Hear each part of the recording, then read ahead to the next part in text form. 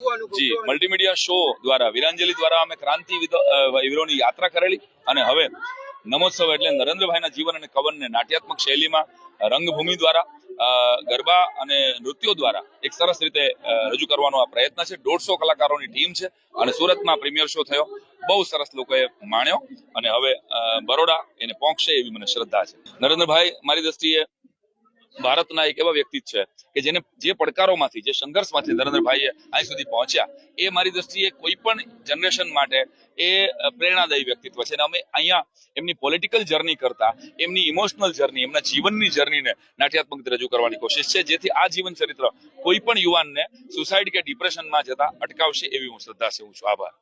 આજે વડોદરાની ધરતી પર નમોત્સવ કાર્યક્રમનું આયોજન થવા જઈ રહ્યું છે। ડ્રામા, ડાન્સ, સ્ટન્ટ અને મલ્ટીમીડિયાના એક હાઈટેક મેગા શોનું આયોજન થયું છે।